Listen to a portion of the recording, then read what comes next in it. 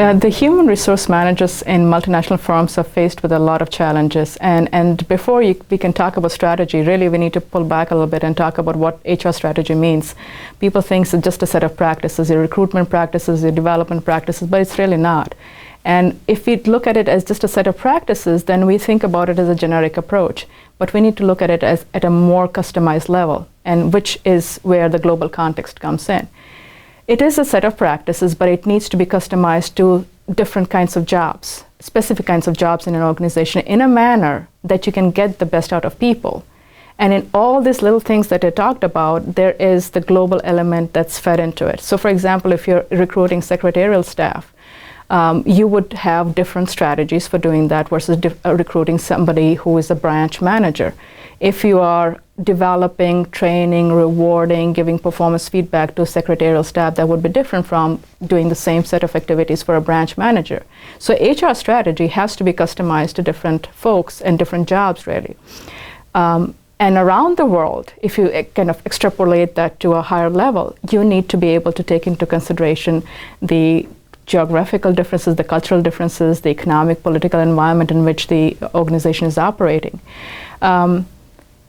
You could look at it in terms of, do we look at one plain model where what works here in the United States will work everywhere else? We are not going to change. This is the way things are, and a lot of companies go with that kind of a strategy. You could also say that, well, we'll try to adapt what we have here to the particular context in which the other subsidiaries are operating. Or you could say, we'll have one global standard which everybody is going to subscribe to and operate in that manner. So it all depends on how you view this. It also, you can take it in a different manner by looking at how international the approach is. Do you want to graft it? Do you want to adapt your strategy? Do you want to integrate it? Do you want to just simply export your strategies? And this kind of meshes with the earlier approach where you can figure out what standards to use and how you want to change the standards. At the end of the day, you really want to make sure that you're getting the best performance from people. So when you're looking at your HR strategy, you have to look at what tasks they're doing. This is where your whole practices are kind of operationalized. How do they feel about this? Are they engaged? Are they motivated? Are they excited? Are they loyal? Are they committed?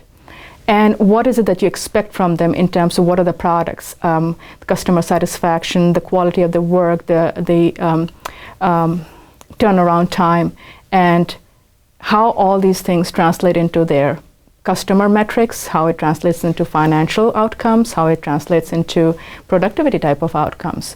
And really, HR strategy is so closely tied to the business strategy that we cannot separate the two. Depending on the multinational that you're talking to, they will have to customize their HR strategy to be aligned with the business strategy so that they can get the best performance from the employees no matter where they are working in the world.